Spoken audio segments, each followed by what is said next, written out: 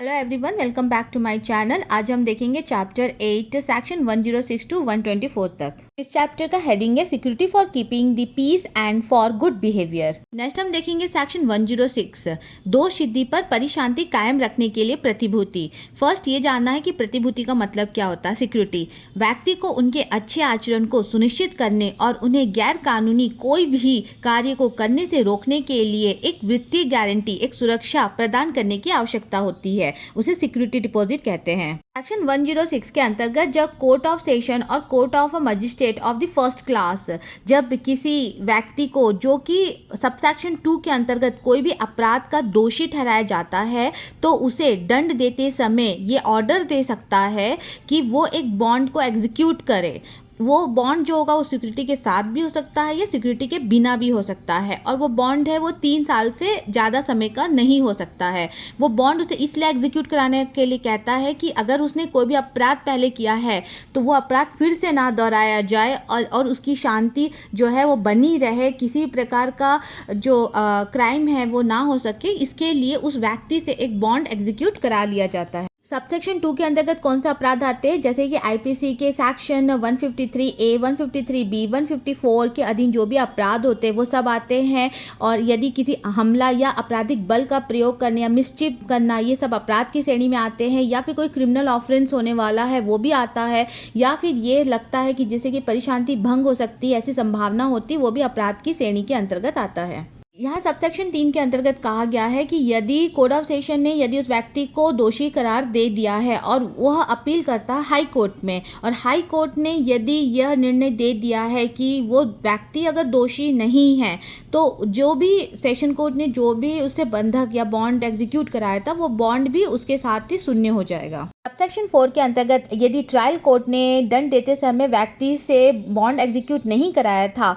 तो ऐसे में जो अपीलीय न्यायालय होती है जहां पर अपील की गई है, वो न्यायालय के पास ये पावर होता है कि वो चाहे तो बॉन्ड एग्जीक्यूट करा सकती है, या फिर पुनर्निरीक्षण की जो कोर्ट होती है उनके पास भी ये पावर होती है कि वो व्यक्ति से बॉन्ड एग्जीक्यूट करा सकती है। नेक्स्ट है सेक्शन 107 अन्य दशाओं में परिशांति कायम रखने के लिए प्रतिभूति। यहाँ पर एग्जीक्यूटिव मजिस्ट्रेट की बात की जाएगी, उसके संबंध में कार्यवाही की बात की जाएगी। यहाँ पर एग्जीक्यूटिव मजिस्ट्रेट को ये इन्फॉर्मेशन मिलता है कि कोई व्यक्ति है जो कि परिशांति भंग कर सकता है, लोक शांति भंग कर सकता है, या फिर कोई गलत कार्य कर सकता है, सार्वजनिक शांति भंग कर सकता है, तो ऐसे में उसके संबंध में पक्की जानकारी प्राप्त होती है और जानकारी के आधार पर कार्यवाही की जा सकती है। तो ऐसे में मजिस्ट्रेट ऐसे व्यक्ति से बताने की मांग कर सकता है कि उसके संबंध में बॉन्ड एग्जीक्यूट करने का आदेश क्यों नहीं दिया जाना चाहिए।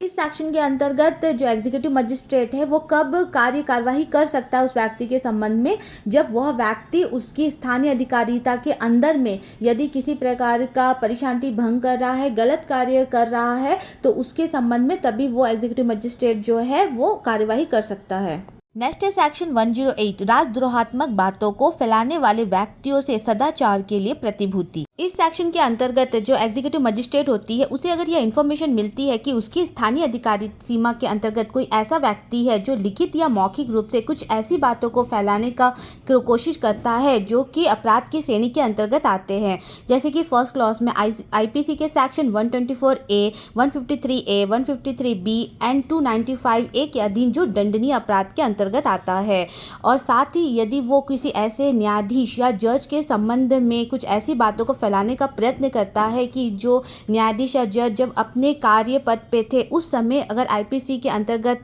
कुछ ऐसे अपराध हो जाते जो कि मानहानि की कोटि के अंतर्गत आते हैं। साथ ही इसमें आईपीसी के सेक्शन 292 के अंतर्गत यदि कोई अश्लील वस्तु के विक्रय या उत्पादन या प्रकाशन या उसके आयात निर्यात या खरीदने या विक्रय करने या भाड़ा पर देने या वितरित करने या सार्वजनिक रूप से प्रकाशित करने के संबंध में यदि कुछ प्रचलित होता है और जो एग्जीक्यूटिव मजिस्ट्रेट होते हैं उनके पास में पर्याप्त आधार है कार्रवाई करने के लिए, तो ऐसे में जो एग्जीक्यूटिव मजिस्ट्रेट होते हैं उस व्यक्ति से ये अपेक्षा कर सकता है कि वो जो पर्याप्त जो रीज़न है वो कोर्ट के समक्ष प्रस्तुत करे कि उसके संबंध में जो बॉन्ड है क्यों ना एग्जीक्यूट किया जाए 1 साल तक के लिए। इस सेक्शन के सबसेक्शन सेकंड में उन व्यक्तियों के संबंध में कार्रवाई नहीं की जा सकती है जो कि एडिटर है, प्रोपराइटर है, प्रिंटर है या पब्लिशर है किसी ऐसे पब्लिकेशन के जो कि press and registration of book act 1867 के बनाए गए नियमों के अधीन यदि उसमें किसी प्रकार का एडिट, प्रिंट या फिर पब्लिश किसी ऐसे पुस्तक या ऐसे प्रकाशन में अगेंस्ट में जाकर नहीं किया गया है तो उन व्यक्तियों के संबंध में इस सेक्शन के अंतर्गत कार्रवाई नहीं की जाएगी। यदि कार्रवाई तभी की जाएगी जब राज्य सरकार या राज्य सरकार के संबंध में जो भी शक्ति के अधीन जो भी व्यक्ति है उनके अगर आदेश दिए गए हैं तभी उनके संबंध में कार्रवाई की जा सकती है। नेक्स्ट है सेक्शन 109 संदिग्ध व्यक्तियों से सदाचार के लिए प्रतिभूति। इस सेक्शन के अंतर्गत जो एग्जीक्यूटिव मजिस्ट्रेट होता है उसे यह सूचना प्राप्त होती है कि उसी के ही स्थानीय अधिकारित क्षेत्र के अंतर्गत कोई ऐसा व्यक्ति है जो कि अपराध कारित करने के उद्देश्य से छिप रहा है और यह विश्वसनीय जानकारी जब एग्जीक्यूटिव मजिस्ट्रेट को प्राप्त होती है तो उस जानकारी के आधार पर जो मजिस्ट्रेट होता है वो उस व्यक्ति से यह पूछता है कि वह एक पर्याप्त रीज़न प्रस्तुत करे कोर्ट के समक्ष में कि वह ऐसा क्यों कर रहा है, जिसके संबंध में जो कोर्ट होती है वो क्यों ना उससे 1 ईयर के लिए जो बॉन्ड होता है वो परिशांति बनाए रखने के लिए क्यों ना बॉन्ड एग्जीक्यूट करने का आदेश उसे दे। यहाँ पर जो बॉन्ड एग्जीक्यूट होगा विथ और विदाउट श्योरिटी भी हो सकता है। नेक्स्ट हम देखेंगे सेक्शन 110 अभ्यासिक अपराधियों से सदाचार के लिए प्रतिभूति। ऐसा कोई व्यक्ति जिसका कि हैबिट ही है अपराध करने का तो ऐसे व्यक्तियों से उसके अच्छे बर्ताव को बनाए रखने के लिए बॉन्ड एग्जीक्यूट कराना वो इस सेक्शन के अंतर्गत बताया गया है। इसके अंतर्गत जो एग्जीक्यूटिव मजिस्ट्रेट होता है उसे यह इन्फॉर्मेशन मिलती है कि उसकी स्थानीय अधिकारिता सीमा के अंतर्गत ऐसा कोई व्यक्ति है जो कि लुटेरा है, गृहभेदक है या फिर अपराध कारित करने के उद्देश्य से उस स्थान के अंदर में घुसा है या के पास कोई चुराई हुई संपत्ति है या चुराई हुई संपत्ति में वो रह रहा है या चोरों को सुरक्षा प्रदान कर रहा है या चोरों के द्वारा चुराई हुई संपत्ति को छुपाने में उनकी सहायता कर रहा है या फिर आईपीसी के जो चैप्टर 12 है उसके अंतर्गत जो सेक्शन है 489 ए, बी, सी एंड डी उससे संबंध में कोई अपराध कारित करता है या करने का प्रयत्न करता है या फिर उसके द्वारा वो अपराध हो सकता है जिससे कि बीच ऑफ पीस जो है वो भंग हो सकती है या वो व्यक्ति कोई ऐसा अपराध करने का प्रयत्न करता है जो कि इस अधिनियम के अंतर्गत दंडनीय मान जाता है जैसे कि ड्रग्स और cosmetic act 1940, foreign exchange regulation act 1973, employ provident fund act, family pension fund act 1952, the prevention of the food adulteration act 1954, Essential Commodities Act 1955, the Untouchability Offence Act 1955, the Customs Act 1962, the Foreigner act 1946। ये सब जो भी अपराध होते हैं अगर वो ये अपराध करने की कोशिश करता है या फिर कोई ब्लैक मार्केटिंग करने की कोशिश करता है तो ये सब दंडनीय अपराध के अंतर्गत आते हैं। या फिर उस व्यक्ति का अपराध इतना भयानक है कि उसे बिना बॉन्ड एग्जीक्यूट करके समाज में छोड़ने से समाज में संकट आ सकता है तो ऐसे में जो मजिस्ट्रेट होती है ऐसे व्यक्ति से पूरा विधि के अनुसार यह अपेक्षा करती है कि वो पर्याप्त रीज़न या कारण जो है बताए कि 3 वर्ष की अवधि के लिए जो बॉन्ड होता है विथ सिक्योरिटी के साथ में जारी करने का उसे आदेश क्यों ना दिया जाए। नेक्स्ट है सेक्शन 111 आदेश का दिया जाना। इस सेक्शन के अंतर्गत जो एग्जीक्यूटिव मजिस्ट्रेट होते हैं जो कि सेक्शन 107, 8, 9 और 10 के अधीन उनको ये पावर रहता था कि वो किसी व्यक्ति से ये अपेक्षा कर सकते हैं कि वो पर्याप्त कारण प्रस्तुत करे कि उनके संबंध में जो भी इंफॉर्मेशन उन्हें रिसीव हुई है वो उसके आधार पर उस व्यक्ति से जो बॉन्ड एग्जीक्यूट करने का जो आदेश है वो क्यों नहीं देगा। सेक्शन में जो एग्जीक्यूटिव मजिस्ट्रेट होगा वो लिखित ऑर्डर देगा और मजिस्ट्रेट ये बताएगा कि उसे किस प्रकार की सूचना रिसीव हुई थी जिसके संबंध में कितने अमाउंट का बॉन्ड है उसे एग्जीक्यूट करना होगा, कितनी अवधि तक के लिए बॉन्ड एग्जीक्यूट करना होगा और मजिस्ट्रेट होता है वो नंबर लिखेगा कि कितनी सिक्योरिटी उससे ली गई है और उसका क्या क्लास होगा। ये सभी लिखित आदेश वो देगा। नेक्स्ट है सेक्शन 112 न्यायालय में उपस्थित व्यक्ति के बारे में प्रक्रिया। यदि वह व्यक्ति जिसके बारे में ऐसा आदेश दिया जाता है कि न्यायालय में वो उपस्थित है तो ऐसे में वह व्यक्ति को वो आदेश को पढ़कर सुनाया जाएगा। यदि वह व्यक्ति चाहता है तो उसे यह आदेश का सार को समझाया भी जाएगा। नेक्स्ट हम देखेंगे सेक्शन 113 ऐसे व्यक्ति के बारे में सम्मन या वारंट जो उपस्थित नहीं है। यदि वह व्यक्ति उपस्थित ही नहीं है तो ऐसे में जो एग्जीक्यूटिव मजिस्ट्रेट होता है उस व्यक्ति के संबंध में सम्मन का आदेश जारी कर सकता है। लेकिन यदि वह व्यक्ति पुलिस के कस्टडी में है या पुलिस के अभिरक्षा में है तो ऐसे में अधिकारी के द्वारा उसे न्यायालय के समक्ष प्रस्तुत करा जाएगा। लेकिन यदि मजिस्ट्रेट को ऐसा पर्याप्त इन्फॉर्मेशन रहता है कि जिस व्यक्ति को न्यायालय में प्रस्तुत होना है उसके प्रस्तुत होने से जो समाज को खतरा हो सकता है या फिर बीच ऑफ पीस हो सकता है, तो ऐसे में जो मजिस्ट्रेट होता है उस व्यक्ति के संबंध में गिरफ्तारी का वारंट जारी कर सकती है। नेक्स्ट हम देखेंगे सेक्शन 114, सम्मन या वारंट के साथ आदेश की प्रति होगी। आदेश की प्रति सेक्शन 111 में कहा गया था, तो जो वो आदेश की जो कॉपी होगी, ऑर्डर की कॉपी होगी, सेक्शन जो 113 में जिस व्यक्ति को सम्मन जारी किया गया था या वारंट एग्जीक्यूट किया गया था, सम्मन के साथ भी उस ऑर्डर की कॉपी को अटैच किया जाएगा और वारंट के साथ भी उस ऑर्डर की कॉपी को अटैच किया जाएगा। और ये जो सम्मन या वारंट उस व्यक्ति को दिया जाएगा उस ऑर्डर की कॉपी के साथ में जिसे कि इस सम्मन या वारंट की तामील करनी है। नेक्स्ट है सेक्शन 115, वैयक्तिक हाजिर से अभियुक्त देने की शक्ति। इस सेक्शन के अंतर्गत जो मजिस्ट्रेट होता है उसके पास में ये पर्याप्त कारण दिखाई देता है कि कोई भी जो व्यक्ति है जो कि यह चाह रहा है कि वह किसी रीज़न से वो कोर्ट में हाजिर नहीं हो सकता है, तो वह उसके बिहाफ पे जो भी प्लीडर होता है वो भी कोर्ट में आके जो भी ऑर्डर सेक्शन 111 के अंतर्गत उसे दिया गया था कि वह कॉजेज़ प्रस्तुत करे कि क्यों ना उसके संबंध में जो बॉन्ड है वो एग्जीक्यूट करने का आदेश दिया जाए, तो वह उसका जो प्लीडर होता है वो भी आके न्यायालय में हाजिर हो सकता है। इसके संबंध में मजिस्ट्रेट ऑर्डर दे सकती है। नेक्स्ट है सेक्शन 116, इत्तिला की सच्चाई के बारे में जांच। इस सेक्शन के अंतर्गत कार्यवाही शुरू हो जाएगी, प्रोसीडिंग शुरू हो जाएगी। प्रोसीडिंग उस व्यक्ति के संबंध में होगी जिसे सेक्शन 111 में ऑर्डर जारी किया गया था। सेक्शन 112 के अंतर्गत उसे यह समझाया गया था कि उसे कितना बॉन्ड एग्जीक्यूट करना है और कितनी अवधि के लिए करना है और सिक्योरिटी कितनी होगी और उसकी क्या क्लास होगी। सेक्शन 113 के अंतर्गत यदि वो अधिकारी के अभिरक्षा के अंतर्गत है, कस्टडी में है, तो उसे मजिस्ट्रेट के समक्ष पेश किया जाता है और सेक्शन 116 में उसके संबंध में प्रोसीडिंग स्टार्ट हो जाती है। साथ ही मजिस्ट्रेट को प्रोसीडिंग के संबंध में यदि साक्ष्य को रखने की आवश्यकता महसूस होती है तो वह कुछ साक्ष्य भी रख सकती है। अब सेक्शन 2 के अंतर्गत जो भी इन्वेस्टिगेशन का प्रोसेस होगा ये उसी प्रकार से किया जाएगा जैसे कि सम्मन के मामलों में जो भी इन्वेस्टिगेशन किया जाता है।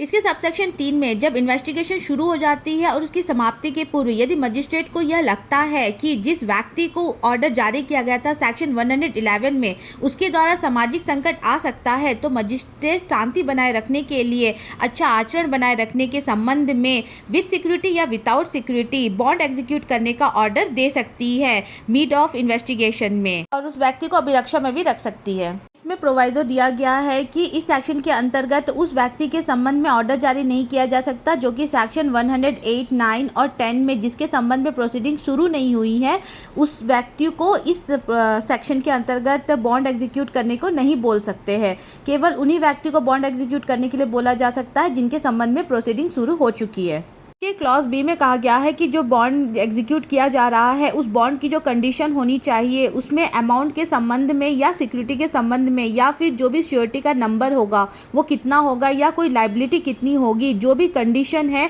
उस बॉन्ड की कंडीशन उस सेक्शन में जो सेक्शन 111 में जो ऑर्डर दिया गया था उससे अधिक नहीं होनी चाहिए। नेक्स्ट है सबसेक्शन 4, यदि व्यक्ति का नेचर ही अपराध करने का है, यदि वो एक अपराध को बार बार करता है तो ऐसे में उस व्यक्ति से जो भी साक्ष्य लिया जाएगा वो उसकी व्यक्तिगत ख्याति या जनरल रेपुटेशन के संबंध में होगा। नेक्स्ट है सबसेक्शन 5 के अंतर्गत यदि कार्यवाही चल रही है और उस कार्यवाही में 2 या 2 से अधिक व्यक्ति सम्मिलित है तो ऐसे में मजिस्ट्रेट जो भी सही समझता है वह सेम इंक्वायरी में उन्हें साथ सम्मिलित कर सकता है या फिर उनकी सेपरेट इंक्वायरी भी कर सकता है। नेक्स्ट है सबसेक्शन 6 में इस धारा के अंतर्गत चल रही जो भी जाँच की कार्यवाही है वो 6 माह के अंदर तक पूरी हो जानी चाहिए। यदि 6 माह तक ये पूरी नहीं होती है तो ये कार्यवाही जो है निरस्त कर दी जाती है। यदि 6 माह से अधिक की अगर कार्यवाही को चलाना है तो इसके लिए मजिस्ट्रेट को एक विशेष कारण लिखित रूप में प्रस्तुत करना होगा और कारण के संतुष्ट होने पर ही ये 6 माह की अवधि से अधिक चल सकती है।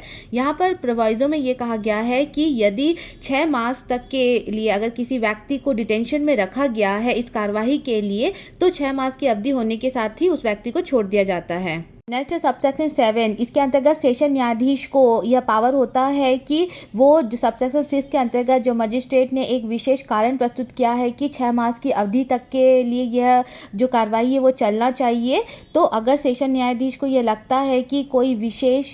कारण नहीं है इस कार्रवाई को 6 मास से अधिक चलाने का, तो वो उस आवेदन को खारिज कर सकती है। नेक्स्ट है सेक्शन 117 प्रतिभूति देने का आदेश। इस सेक्शन के अंतर्गत यदि इन्वेस्टिगेशन में ये साबित हो जाता है कि परिशांति बनाए रखने, बीच ऑफ पीस बनाए रखने या गुड बिहेवियर बनाए रखने के लिए यह आवश्यक है कि उस व्यक्ति से विथ श्योरिटी या विदाउट श्योरिटी जो बॉन्ड है वो एग्जीक्यूट कराना जरूरी है, तो मजिस्ट्रेट यह आदेश देता है कि जो भी उसने सेक्शन 111 में बॉन्ड को एग्जीक्यूट करने के लिए जो भी आदेश दिया था, इस सेक्शन के अंतर्गत जो भी वो सिक्योरिटी लेगा वो उससे अधिक की नहीं होनी चाहिए। साथ ही जो भी बॉन्ड एग्जीक्यूट करने का जो भी अमाउंट फिक्स किया जाएगा वो उस परिस्थिति को ध्यान में रखकर ही फिक्स किया जाएगा। यदि वो व्यक्ति माइनर है तो उस व्यक्ति को बॉन्ड एग्जीक्यूट करने का ऑर्डर नहीं दिया जा सकता, केवल उसकी श्योरिटीज़ को ही बॉन्ड एग्जीक्यूट करने का ऑर्डर दिया जा सकता है। नेक्स्ट है सेक्शन 118 उस व्यक्ति का उन्मोचन जिसके विरुद्ध इत्तिला दी गई है।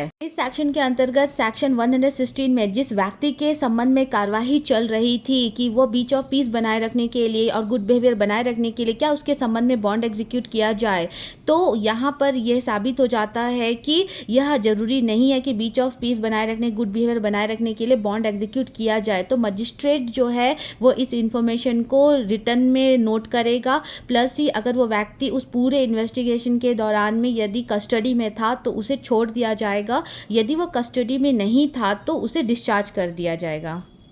नेक्स्ट हम देखेंगे सेक्शन 119 जिस अवधि के लिए प्रतिभूति अपेक्षित की गई है उसका प्रारंभ। इस सेक्शन के अंतर्गत यदि कोई व्यक्ति जिसे कि सिक्योरिटी के लिए ऑर्डर सेक्शन 106 और सेक्शन 107 के अधीन दिया गया है तो उसका प्रारंभ कब से होता है। सेक्शन 106 में जब कोर्ट ऑफ सेशन या जुडिशियल मजिस्ट्रेट फर्स्ट क्लास को जब वो सेंटेंस सुना रहे होते, आदेश सुना रहे होते, कन्वेंशन के वक्त में परिशांति बनाए रखने या फिर सदाचार बनाए रखने के लिए बॉन्ड एग्जीक्यूट करना जरूरी है। और सेक्शन 117 में जब उस व्यक्ति को सिक्योरिटी के लिए बोला गया है और उसे ऑर्डर के टाइम में वो व्यक्ति को ये ऑर्डर दिया गया है कि वो 1 साल तक के लिए कारावास में है, तो इसका जो वो अगर 1 साल के बाद जब एक्सपायरी हो जाता है तब नेक्स्ट 2 इयर्स के लिए ये बॉन्ड एग्जीक्यूट करने का आदेश जारी होता है।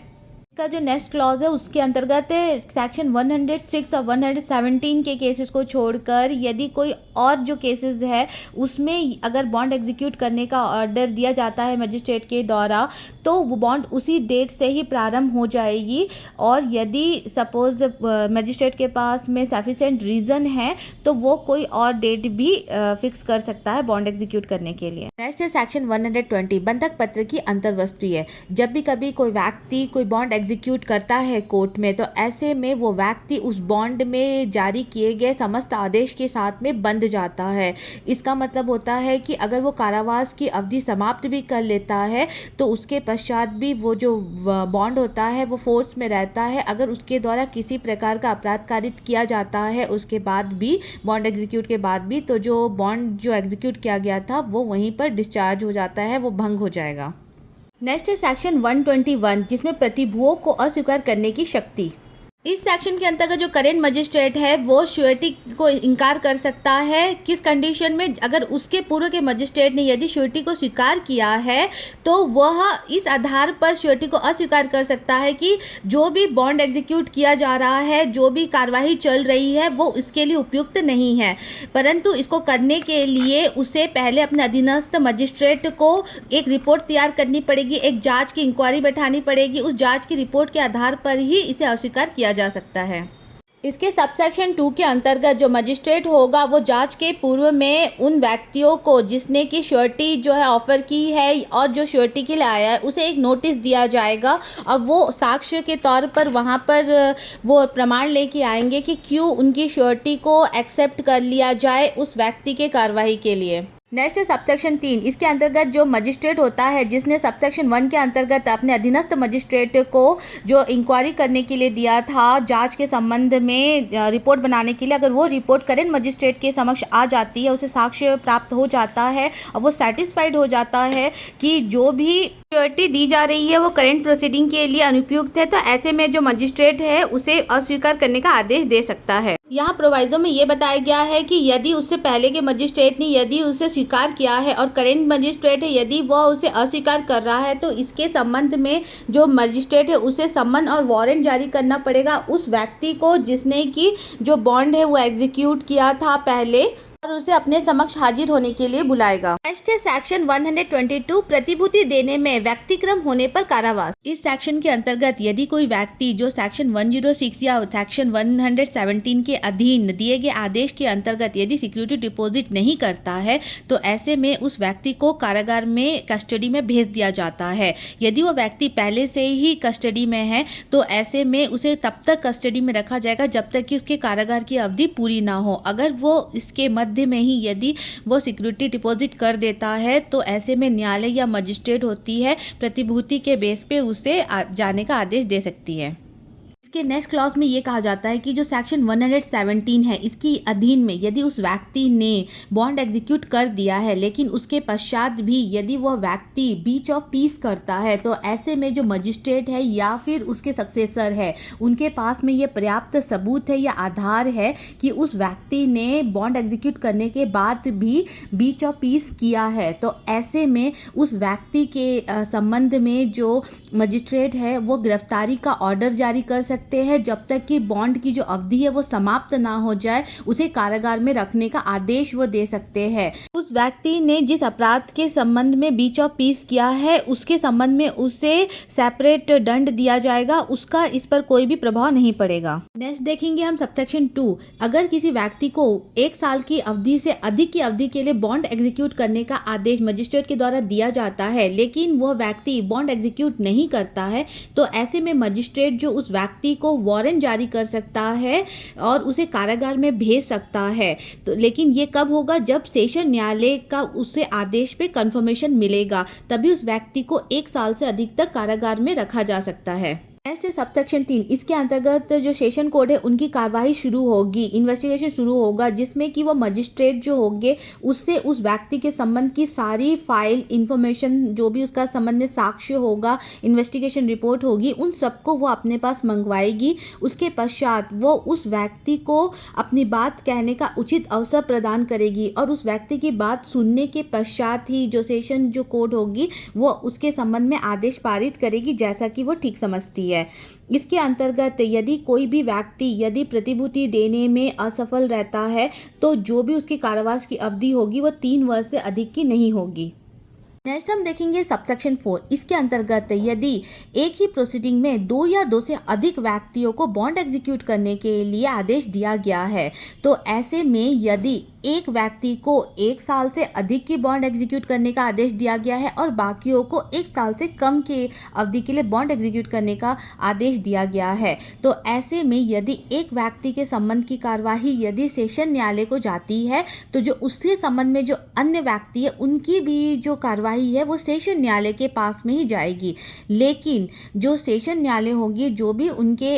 बॉन्ड एग्जीक्यूट करने का जो भी ड्यूरेशन होगा उसमें किसी भी प्रकार का बदलाव नहीं कर सकती, वो वही अवधि के लिए ही आदेश जारी करेगी। नेक्स्ट सबसेक्शन 5 के अंतर्गत कहा गया है जो सेशन न्यायाधीश होते हैं वो सबसेक्शन 2 या सबसेक्शन 4 के अधीन में जो भी कार्यवाही है उसे ट्रांसफ़र कर सकते हैं किसे? अपर सेशन न्यायाधीश या सहायक सेशन न्यायाधीश को। लेकिन जब अपर सेशन न्यायाधीश या सहायक सेशन न्यायाधीश के पास कार्यवाही आती है तो उनको वो सारे पावर मिलेंगे सेशन न्यायाधीश की शक्तियों के। नेक्स्ट है सबसेक्शन 6। इसके अंतर्गत जो जेल का भाषाधिक अधिकारी होता है उससे जब वह व्यक्ति यह निवेदन करता है कि उसे छोड़ दिया जाए क्योंकि वो प्रतिभूति देने के लिए सिक्योरिटी देने के लिए तैयार है, तो ऐसे में इसके संबंध में जो भाषाधिक अधिकारी होता है वह उस कोर्ट को और मजिस्ट्रेट को इन्फॉर्मेशन देगा कि अब वह व्यक्ति जो है सिक्योरिटी देने के लिए तैयार हो चुका है। तो ऐसे में जो उस कोर्ट है और जो मजिस्ट्रेट होती है वो तब तक उस भाषाधिक अधिकारी अधिकारी को जब तक वो आदेश नहीं देगी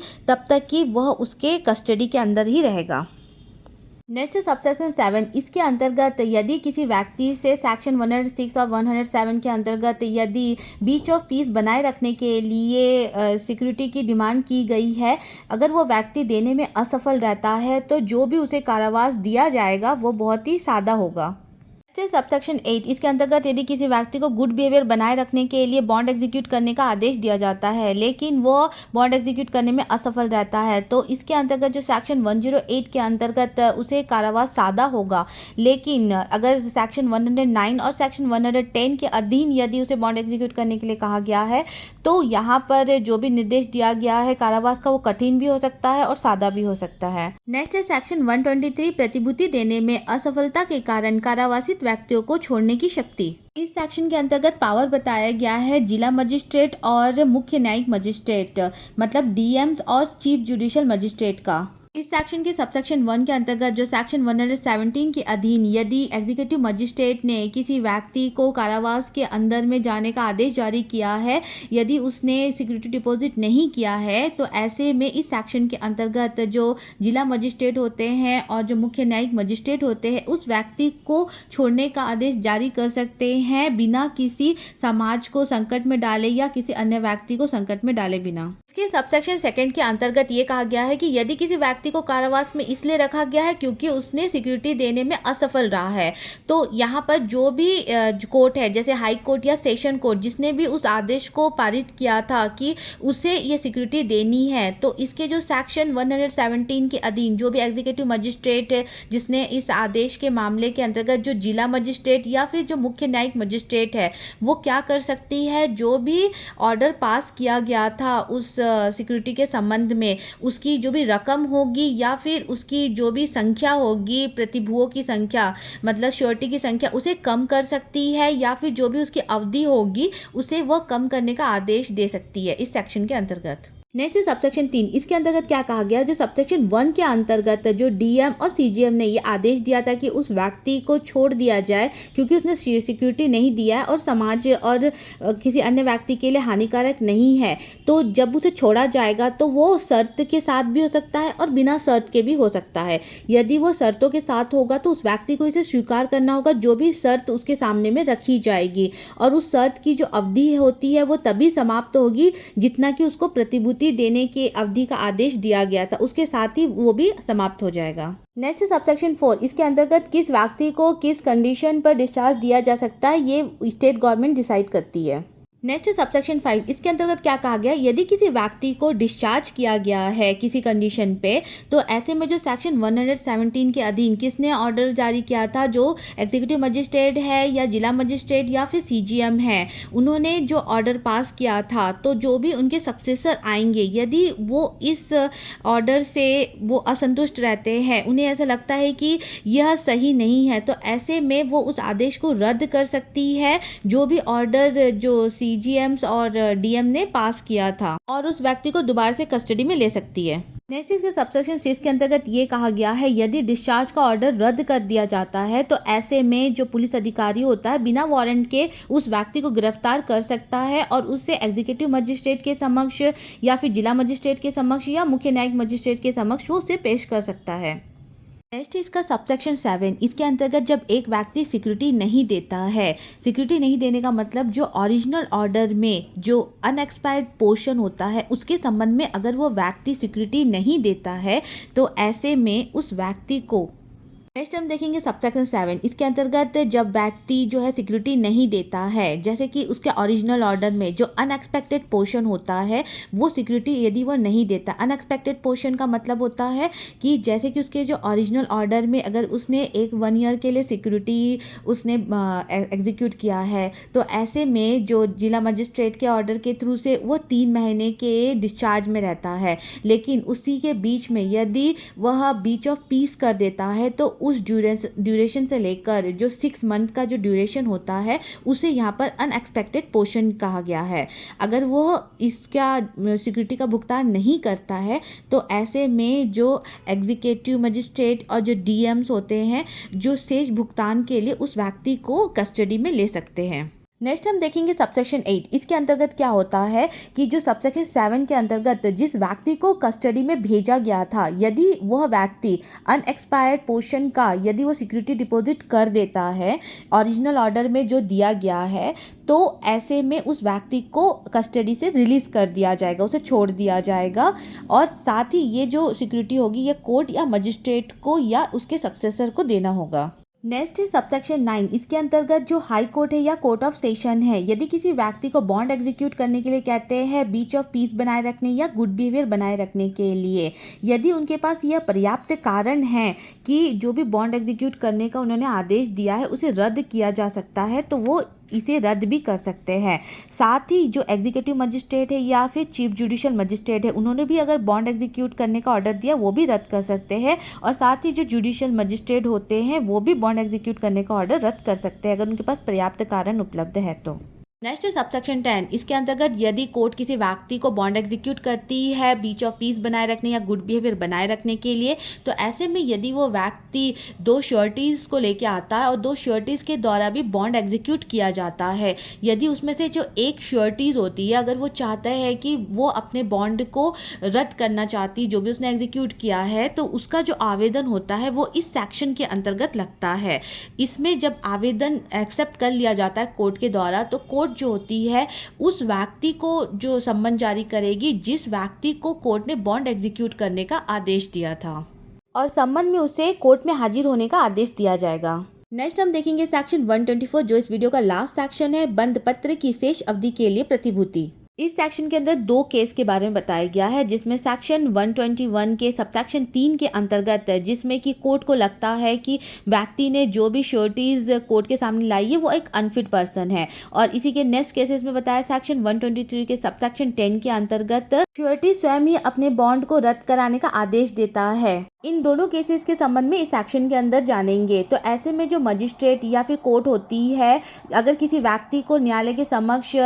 हाजिर होने के लिए सम्मन या वारंट जारी करती है, तो वो उसकी श्योरिटीज़ को रद्द कर सकती है, और जो अनएक्सपायर्ड पीरियड है उसके संबंध में उस व्यक्ति को न्यू बॉन्ड एग्जीक्यूट करने का आदेश दे सकती है। इसका मतलब है कि उस व्यक्ति को अगर इन दोनों में से कोई भी केस होगा तो उस व्यक्ति को दोबारा से नई सिक्योरिटी देनी पड़ेगी। इसके सेकंड सबसेक्शन में जो भी इस सेक्शन के अंतर्गत सेक्शन 120 और सेक्शन 123 के अंतर्गत जो भी ऑर्डर्स होंगे उनसे मान लिया जाएगा सेक्शन 106 और सेक्शन 117 के अधीन दिया गया आदेश। इसके साथ ही हमारा आज का वीडियो यही समाप्त होता। आई होप कि आपको वीडियो समझ में आया होगा। हम फिर मिलेंगे आपको नए वीडियो के नए कंटेंट के साथ। Thank you.